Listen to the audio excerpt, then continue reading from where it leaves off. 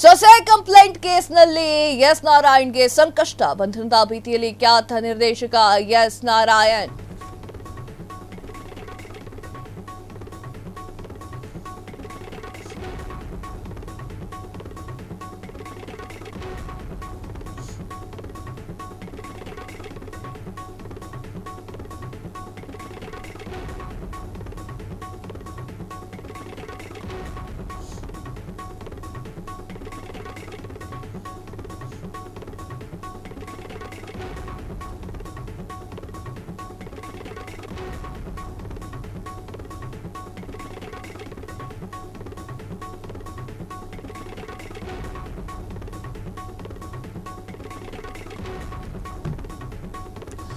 ಸೊಸೆ ಕಂಪ್ಲೇಂಟ್ ಕೇಸ್ನಲ್ಲಿ ಎಸ್ ನಾರಾಯಣ್ಗೆ ಸಂಕಷ್ಟ. ಬಂಧನದ ಭೀತಿಯಲ್ಲಿ ಖ್ಯಾತ ನಿರ್ದೇಶಕ ಎಸ್ ನಾರಾಯಣ್.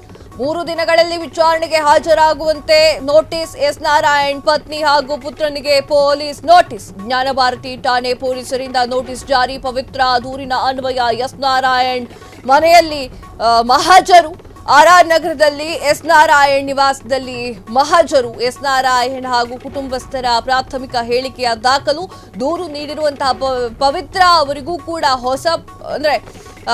ಅವರಿಗೂ ಕೂಡ ಪೊಲೀಸ್ ಅವರು ನೋಟಿಸ್ ಅನ್ನು ನೀಡಿದ್ದಾರೆ. ದೂರಿನಲ್ಲಿ ಉಲ್ಲೇಖ ಮಾಡದಂತೆ ಸಾಕ್ಷ್ಯಾಧಾರ ಒದಗಿಸುವಂತೆ ನೋಟಿಸ್ ಅನ್ನ ಜಾರಿ ಮಾಡಲಾಗಿರುವಂತದ್ದು. ಎಸ್ ವೀಕ್ಷಕರೇ, ನಿನ್ನೆ ಒಂದು ಸುದ್ದಿ ಭಾರಿ ಮುಖಪುಟದಲ್ಲಿ ಬಂದಿರೋ ತರ ಇತ್ತು. ಏನು ವಿಚಾರ? ಎಸ್ ನಾರಾಯಣ್ ಅದೆಷ್ಟೋ ಚಿತ್ರಗಳನ್ನ ನಿರ್ದೇಶಿಸಿದವರು, ಎಷ್ಟೋ ಚಿತ್ರಗಳನ್ನ ನಿರ್ಮಾಣ ಮಾಡಿದವರು. ಎಸ್ ನಾರಾಯಣ್ ಅವರ ಚಿತ್ರ ಅಂತಂದ್ರೆ ಅದರಲ್ಲಿ ಒಂದು ರೀತಿಯ ಒಳ್ಳೆ ಸಂದೇಶವಿದೆ ಅಂತ ಹೇಳಿ ಸಾಕಷ್ಟು ಜನ ಆ ಒಂದು ಸಿನಿಮಾಗಳನ್ನ ನೋಡ್ತಿದ್ರು ಹಳೆ ಕಾಲದಲ್ಲಿ. ಎಸ್ ನಾರಾಯಣ್ ಸಿನಿಮಾಗಳು ಇವತ್ತಿಗೂ ಕೂಡ ಅದೇ ಕ್ರೇಜ್ ಅನ್ನ ಹುಟ್ಟಾಕಿದೆ. ಆದ್ರೆ ಎಸ್ ನಾರಾಯಣ್ ಅವರ ಕೌಟುಂಬಿಕ ಕಲಹ ಇದೆಯಲ್ಲ, ಅದು ಬೀದಿರಂಪಾಟವಾಗಿದೆ. ಅಲ್ಲ, ಅಷ್ಟೊಳ್ಳೆ ಖ್ಯಾತ ಡೈರೆಕ್ಟರ್, ಅಷ್ಟೊಳ್ಳೆ ಪ್ರೊಡ್ಯೂಸರ್ ಅವರು ತನ್ನ ಸೊಸೆ ಮನೆಗೆ ಬಂದಿರುವಂತಹ ಭಾಗ್ಯಲಕ್ಷ್ಮಿ, ಆಕೆಯ ಬಳಿ ಡೌರಿ ಕೇಳಿರುವಂತಹ ಕೇಸ್. ಏನು ವಿಚಿತ್ರ ನೋಡಿ. ಅವರಿಗೆ ಕ್ಲಾರಿಫಿಕೇಶನ್ ಕೂಡ ಕೊಟ್ಟಿದ್ದಾರೆ.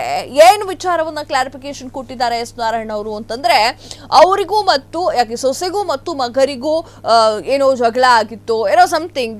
ಬಟ್ ಮನೆಯಲ್ಲಿ ಇರಲಿಲ್ಲ ಆಕೆ ಅಪ್ಪನ ಮನೆಯಲ್ಲಿ ಜೀವನವನ್ನ ಮಾಡ್ತಾ ಇದ್ಲು. ನಾನು ಒಂದು ಇನ್ಸ್ಟಿಟ್ಯೂಟ್ ಅನ್ನ ಕಟ್ತೀನಿ, ಆ ಇನ್ಸ್ಟಿಟ್ಯೂಟಿಗೆ ಯಾರ್ಯಾರ ಹತ್ರ ಸಾಲವನ್ನ ತೆಗೆದುಕೊಂಡಿದ್ದೇನೆ ಅನ್ನೋದು ನನಗೆ ಮಾತ್ರ ಗೊತ್ತು, ಅದು ನನ್ನ ಹತ್ರ ದಾಖಲೆ ಇದೆ. ಈಕೆಯ ಅಂತಂದ್ರೆ ಸೊಸೆಯ ಒಂದು ಒಡವೆಯನ್ನ ಮಾರಿದ್ದೇನೆ, ಅದನ್ನ ತೆಗೆದುಕೊಂಡಿದ್ದೇನೆ ಅನ್ನೋದಕ್ಕೆ ಯಾವ ದಾಖಲೆ ಇದೆ ಅಂತ. ಅಲ್ಲ ಸ್ವಾಮಿ ಎಸ್ ನಾರಾಯಣ್ ಅವರೇ, ಮನೆ ಕಷ್ಟ ಬಂತು ಅಂತಂದ್ರೆ ಹೆಣ್ಮಕ್ಳು ಮುಂದೆ ಬಂದು ನಿಂತ್ಕೊಳ್ತಾರೆ. ರೈಟ್? I am right? ಮುಂದೆ ಬಂದು ನಿಂತ್ಕೊಳ್ತಾರೆ ಹೆಣ್ಮಕ್ಳು, ಅದು ಸೊಸೆ ಆಗಿರ್ಲಿ ಮಗಳಾಗಿರ್ಲಿ. ನನ್ನ ಅಪ್ಪ ಅಮ್ಮನಿಗೆ ಕಷ್ಟ ಬಂತು ಅಂತಂದ ಕೂಡಲೇ ತನ್ನ ಕೈಲಿ ಎಷ್ಟು ಸಹಾಯ ಆಗುತ್ತೋ ಅಷ್ಟು ಸಹಾಯವನ್ನು ಮಾಡ್ತಾಳೆ.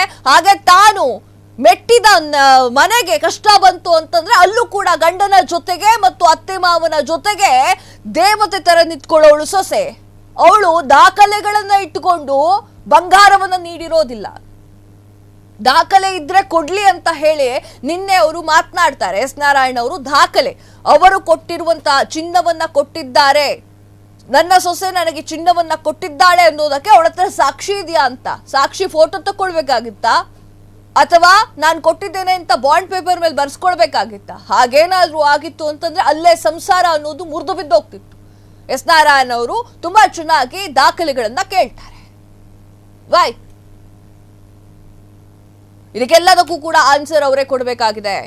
3 ದಿನ ನೋಟಿಸ್ ಕೊಟ್ಟಿದ್ದಾರೆ, ಬಂದು ಹಾಜರಾಗ್ಲಿ, ವಿಚಾರ ಏನು ಅನ್ನೋದು ಗೊತ್ತಾಗ್ಲಿ. ಬೀದಿರಂಪಾಟವನ್ನ ಮಾಡ್ಕೊಳ್ಳೋಕ್ಕಿಂತ ಮುಂಚೆ ತನ್ನ ಮನೆಯ ಸೊಸೆಯನ್ನ ರಾಣಿ ತರ ನೋಡ್ಕೊಂಡ್ರೆ ಇಟ್ಸ್ ಬೆಟರ್.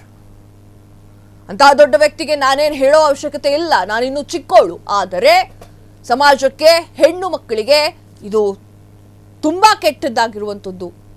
ಸೊ ಆ ಒಂದು ಕಾರಣಕ್ಕೆ ಮಾತನಾಡ್ತಾರೆ. ಕ್ಷಣ ಕ್ಷಣದ ಸುದ್ದಿಗಳಿಗಾಗಿ ಫ್ರೀಡಂ ಟಿವಿ ಸಬ್ಸ್ಕ್ರೈಬ್ ಮಾಡಿ, ಲೈಕ್ ಮಾಡಿ ಹಾಗೂ ಫಾಲೋ ಮಾಡಿ.